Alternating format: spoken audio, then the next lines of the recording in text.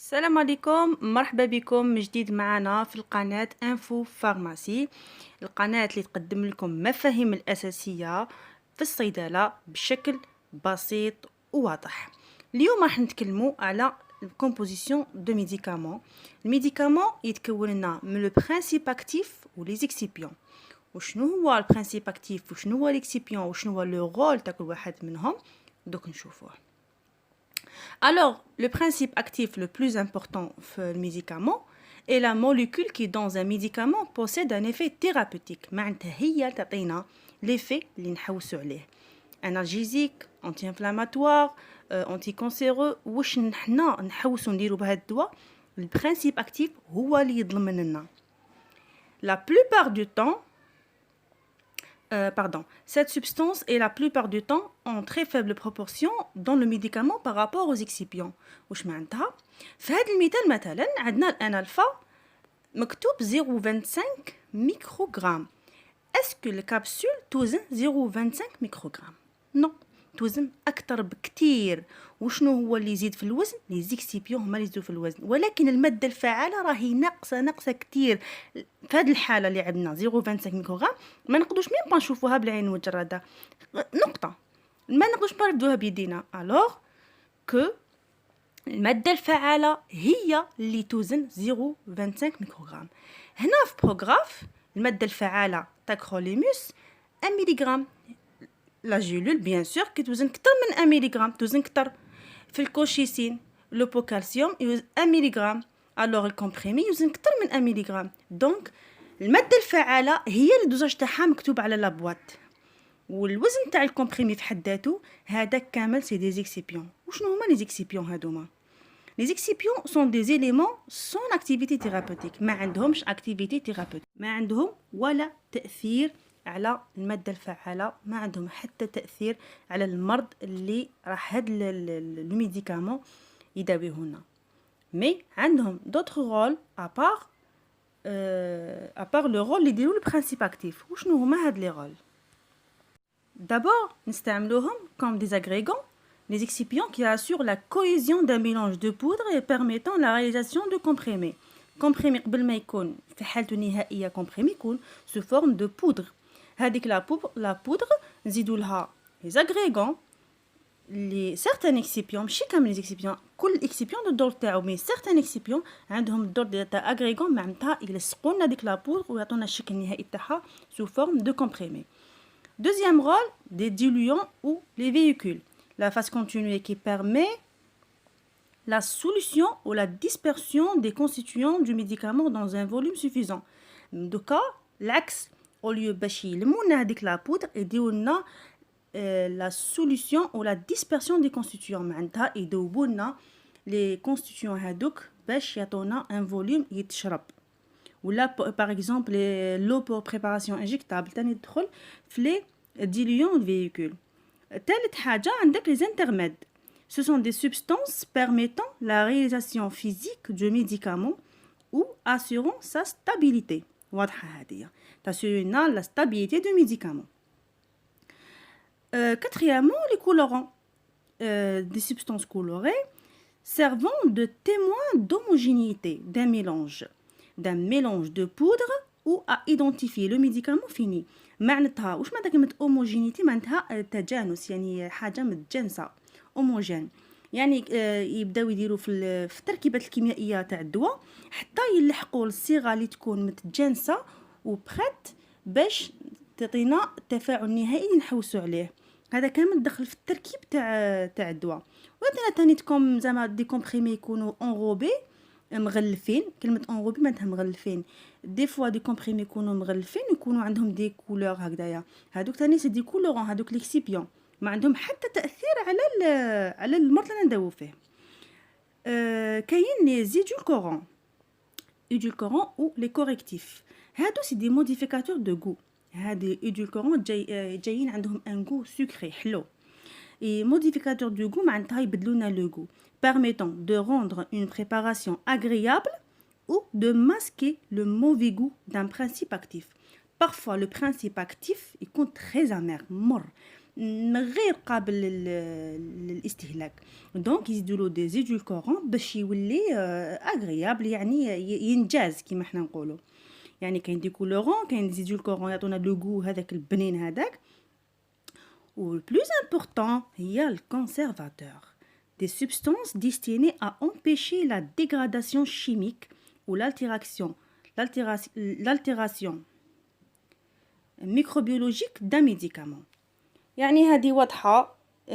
لي كونسيرفاتور من اسمهم باين ما يخلوش الدواء يخسر تمتم غير نفتحوه، ولا باغ اكزومبل كوم لي كولير باغ اكزومبل لازمهم لي كونسيرفاتور على حسب النوع تاع الكونسيرفاتور. اللي تلقى دي كولير يشدو 15 يوم، دي كولير يشدو 3 شهور، سا ديبون. في الدرس ان شاء الله تاع دي كولير راح نطرقوا بيان لي كونسيرفاتور هذوما وشنو هو التاثير تاعهم، باش كي نفتحوا قرعه شحال تشد لنا الوقت، وشنو هما المعايير نستعملوهم باش نحدوا الوقت تاع مده الصلاحيه تاع كل كولير. كنا قلنا باللي لي زيكسيبيون ما عندهمش تاثير على الدواء، لا لو برينسيپ اكتيف ولا لا مالادي اللي راح نتريتيوها، ولكن كاين دي زيكسيبيون ا ايفي نوتوار. الشخص اللي يبيع في الصيدليه ما يهموش لي زيكسيبيون واش يديروا في الدواء، ولكن يهمو نوع محدد من لي زيكسيبيون واللي هما لي زيكسيبيون ا ايفي نوتوار. كاين كالكو زيكسيبيون عندهم تاثير معين على بعض الاشخاص. نروحو نشوفو التعريف. l'excipient devrait être bien toléré. Néanmoins, certains peuvent entraîner des intolérances individuelles. معناتها كاين اللي يديروا لنا des intolérances individuelles، يعني على حسب الاشخاص فقط، يعني ماشي هذاك l'excipient الكامل المجتمع اي واحد يتناولو حيدير له هذوك لي زيفي انديزيرابل، ولكن على حسب اشخاص معينين. من بينهم il s'agit des excipients à effet notoire comme le lactose, l'huile d'arachide par exemple. La présence de ces excipients à effet notoire détermine certaines précautions d'emploi propres à tel ou tel médicament générique en fonction des effets indésirables qu'ils peuvent provoquer. يعني الناس اللي عندهم par exemple حساسية من الويل داراشيد، يعني الكاكاوات en général، الكاوكاو، الفول السوداني، هذاك ليكسيبيون اللي هو الويل داراشيد راح يأثر عليه، ولكن شخص اخر ما عندوش حساسيه ما راحش يأثر عليه هذاك ليكسيبيون. دونك على بها نقولوا انديفيدوال. وكاين دي جينيريك. هنا تجي لا ديفيرونس بين جينيريك و لوريجينال. المره الجايه ان شاء الله راح نحكوا بالديتاي لا ديفيرونس بين جينيريك والبرينسيبس اللي هو الميديكامون دوريجين، ولكن اليوم راح نمروا عليها غير في هذه النقطه ليكسيبيون. كاين جينيريك يختلفوا في التركيبه تاع لي زيكسيبيون على الميديكامون دوريجين، ماشي كيما برينسيپ اكتيف. ما عندهمش الدروا يبدلوه في برينسيپ اكتيف، ولكن عندهم الدروا يزيدوا ولا ينقصوا في الجينيري في ليكسيبيون.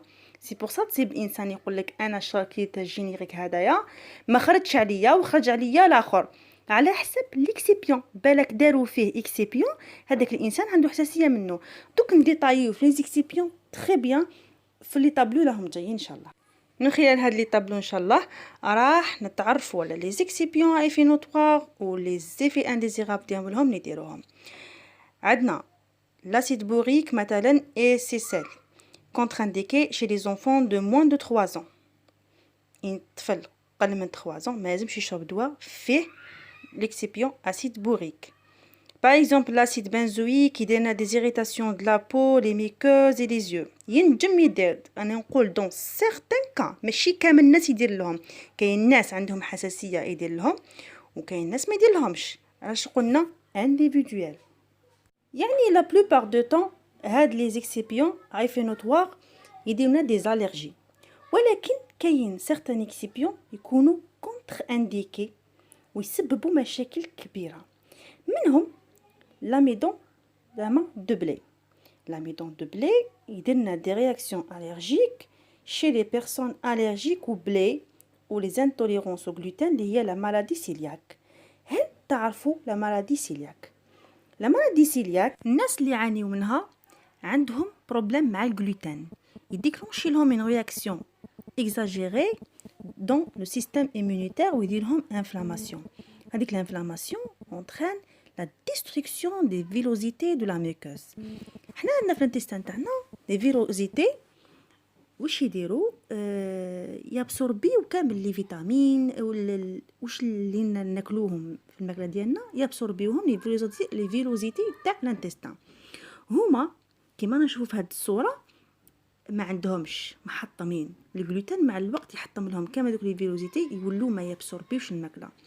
يعني اي حاجه فيها جلوتين راح تضرهم. هاد الناس تعاني في صمت، ما عندهمش حل. الحل تاعهم الوحيد انهم ما ياكلوا اي ماكله فيها جلوتين، واي ميديكامون فيه لاميدون دو بلي راح يكون انتردي عليهم. عشان نحكوا اليوم على لا مالادي سيلياك. لاغاتش دي فوا تجيك لا فارماسي انسان يقولك انا عندي مرض سيلياك، اسكو هذا الدواء نجم نشربه ولا لا؟ لازم تكون تعرف اصلا واش ما عندها مرض سيلياك، واش ما لازمش ياخذ صاحب المرض سيلياك. كاكل احنا ماناش ملزمين باش نشرحوا الاكل تاعو باسكو لازم يروح للطبيب، ولكن فيما يخص الدواء لازم نقرا في لابوا تاع الدواء، نرفدها ونشوف، نقرا من جهه اكسيبيون اسكو في اميدون دو بلي ولا لا. لازم تكون عندك درايه ومعرفه بهذا الشيء. ثاني اكسيبيون خطير هو لاسبارتام. لاسبارتام كما نشوفوا فيه كونتر انديكي شي لي بيرسون سوفرون دو فينيل سيتونوري. وشنو هي فينيل سيتونوري؟ فينيل سيتونوري هي مالادي غار على كل حال. هادو صحاب الفينيل سيتونوري ما لازمش ياكلوا حاجه فيها بروتيين، لاخاطش البروتيين راح يعطينا الفينيل الانين، والاسبارتام هو مصدر للفينيل الانين. alors يتاكومولا الفينيل الانين في لو سيرفو لو سون ويدير دي تروبل نوروبسيكولوجيك. يعني لازم لهم ان ريجيم اليمونتير بوفر اون بروتيين، والا راح يكون عندهم دي تروبل مساكن كتار بزاف. يعني يجيك واحد يقول لك عندي فينيل سيتونوري، شوف لا بواط اسكو فيها لاسبارتام واسكو فيها الفينيل الانين. حتى الفينيل الانين راهو ان اكسيبيون ا ايفي نوتوار.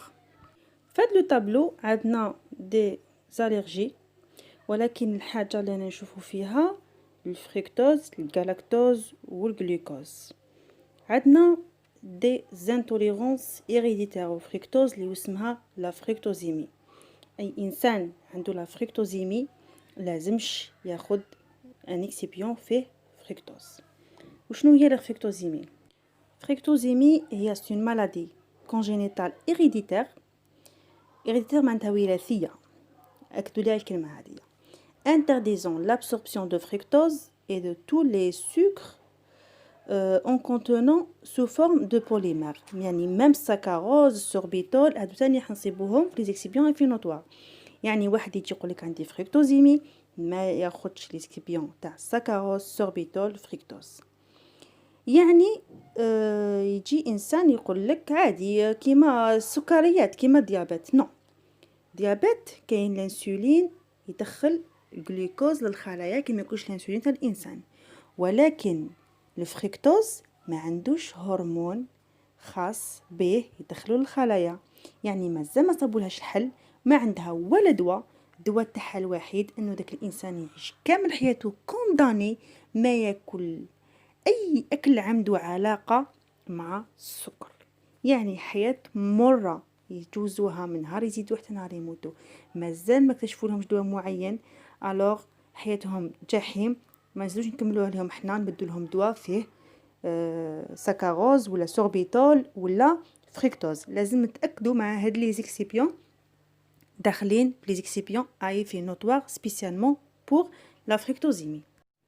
عندنا تاني الجلاكتوز والجلوكوز عمديونا دي تروبل ديجستيف اون كا d'intolérance ou contre-indiqué chez les personnes souffrant de galactosémie. وشنو هي galactosémie تاني؟ l'intolérance héréditaire au galactose يعني الجسم ما يفككش الجلاكتوز باش يولي جلوكوز، وانما هذاك الجلاكتوز راح يتاكوميلا يعني يتراكم في لو فوا ولو سيستم نيرفو ويولي توكسيك. لما يولي توكسيك راح يدير لنا السيروز، يدير لنا ليكتير، يدير لنا الكاتاراكت، يدير لنا بزاف بزاف بزاف امراض. يعني هاد الناس راح تتبع ان ريجيم سون لي بلا حليب كاين بزاف لي زاليمون اللي فيهم الغالاكتوز ولي ميديكامون تانيت اللي فيهم الغالاكتوز. حنا ماشي يهمنا لي ميديكامون اللي فيهم الغالاكتوز، يعني ايفيتي اكسيبيون للناس اللي عند ليكسيبيون تاع الغالاكتوز للناس اللي عندهم غالاكتوزيمي. ما كتبت لكم هنا اللاكتوز هو اللي يولي غالاكتوز بلس جلوكوز، يعني ميم اللاكتوز ممنوع للناس اللي عندهم غالاكتوزيمي، خاطش اون فان كونت اللاكتوز كي حيتفكك غالاكتوز ما يتهضمش، يعني لا الغالاكتوز ولا اللاكتوز. وفي الحاله تاع السيندروم دو مال ابسوربسيون دو جلوكوز والغالاكتوز، في هذه الحاله لي زيكسيبيون اللي ممنوعين عليهم هما الغالاكتوز والجلوكوز، السكروز ولو سكر انفيرتي واللاكتوز. جمعتهم لكم كامل، جبتهم لكم من الطابلو باش يكونوا سهلين للحفظ، ولازم هاد لي سكر يتحفظوا. عندنا الحاله تاع الحساسيه للويل داراشيد الكاكاوات، هذه حساسيه مختصه بالناس اللي ما يحملوش الفول السوداني ولا زبده الفول السوداني، لانها راح دير لنا دي رياكسيون الرجيك متفاوتة الخطورة من شخص لآخر. وكما نلاحظوا في هذا لو تابلو عندنا الصوديوم مثلا apport de sodium à prendre en considération chez les personnes qui suivent un régime pauvre en sodium، يعني الناس اللي دير ريجيم الصوديوم يقدر يشكل معاها هنايا فارق في هاد ليكسيبيون. باغ اكزومبل غزيليتول اللي يدير دي تروبل ديجستيف. كاين بزاف لي رياكسيون الرجيك، يعني في نهايه المطاف يجي انسان يقول لك انا هاد الدواء دار لي الالرجي ودواء الاخر ما دارليش، اعرف باللي ليكسيبيون هو يدير الالرجي بارابور لوطر ميديكامون ماشي البرينسيپ اكتيف. نخاطو كان برينسيپ اكتيف ما حملوش راح يديروا لي دو، راح يديروا الالرجي. داكوغ، رانا نشوفوا في هاد لو تابلو تاني الفينيل الانين كما قلت لكم قبيله مع الاسبارتام يدير il est contre-indiqué chez les personnes souffrant de la phénylcétonurée. عندنا تانيت لاكتوز اللي عند يدير دي تروبل ديجستيف اللي عندهم لانتوليرونس لاكتوز. وشنو هي لانتوليرونس لاكتوز؟ عندنا هذا السكر تاع اللاكتوز راح يتفكك في الامعاء تاعنا ويعطينا كلاكتوز وغلوكوز. لما ما يكونش كاين لاكتاز الانزيم المسؤول عن تفكيك اللاكتوز راح يدير لنا دي تروبل ديجستيف. في اغلب الاحيان عند الداي صغار اللي يسوفريو من البالونمون وعندهم الوجع في كرشهم، يقول لك انا وليدي ملي يبكي بزاف من لي بيبي لي نوفوني عندهم لا بلوبار هذا البروبليم تاع اللاكتاز، يكون مازال ما تنشطش الانزيم تاع اللاكتاز، ما يهضمش اللاكتوز الموجود في الحليب، خاطر اللاكتوز موجود في الحليب دونك يدير لهم ان بالونمون، يدير دياري. علاش يدير دياري؟ باسكو اللاكتوز راح يتاكيميلا بيسك كيما نشوف هاد لا بلونش ما راحش يتحل الجلوكوز وكالاكتوز باش يمتص من طرف الانتستان، ولكن حيقعد، ولما يقعد يتاكيميلا يجبد ليه الماء، ولما يجبد الماء احنا معروف بلي السكر يجبد ليه الماء في الامعاء، ولما يجبد ليه الماء راح يولي يديرنا لا دياري. وما لما يروح للكولون يزيد لي بكتيري تاع الكولون لا فلور انتستينال تزيد يتخمر، تصالها فيرمونطاسيون هذيك لي بكتيري، ومن بعد ديرنا دي بالونمون. تخيلت لكم هاد التصويره لانه هاد الكوليبغاف لما لي بيبي نوفوني يعانيو من لاكتوز لانتوليرونس لاكتوز يمد لهم طيب هذا كوليبغاف مليح بزاف في لا فارماسي. هو يعوض انزيم اللاكتاز، ومن بعد يديجيري بيان الحليب اللي يشربوا البيبي ويسولاجي. هو شويه غالي ولكن الناس يقول لك انا ندير تيزانه وما تنفعنيش، شربت ستوكوليك غاز بيبي ما نفعنيش، ولكن لما يشربوا هذا كوليبغاف راح ينفعهم. انا كنت نصح به بزاف الناس وفادهم بزاف، ما قالوا غالي هو يدير 200 وزياده، ولكن هنا يدير الفرق بينه وبين التيزانه. هذا سانونزيم لاكتاز اللي يفك اللاكتوز وما يخليش داري يسوفريو من سوء الهضم تاع اللاكتوز الموجود في الحليب. هذه معلومه تاع الخفيف وبسرعه. وحبيت نقول لكم بلي طولت لكم بزاف هذا الفيديو خاطر كاين بزاف ناس ما تفرقش بين لي زيكسيبيون ايفينوطوار وبين برينسيپ اكتيف وليكسيبيون، واسئله كثيره على هذا السوجي حبيت نعمق لكم فيه، وان شاء الله تكون معلومه وصلت. وفي الفيديو الجاي ان شاء الله راح نطرقوا لي دينوميناسيون دو ميديكامون ديسيي نون شيميك نون كوميرسيال، الفرق بيناتهم، نطرقوا لو برينسيپس والجينيريك ونعرفوا الفرق بيناتهم. وان شاء الله ما تخرجوا من هذه القناه حتى تكون عندكم كافة المعلومات، الاستفسارات تاعكم إن شاء الله كامل تلقاو الإجابة تاعها في هذه القناة.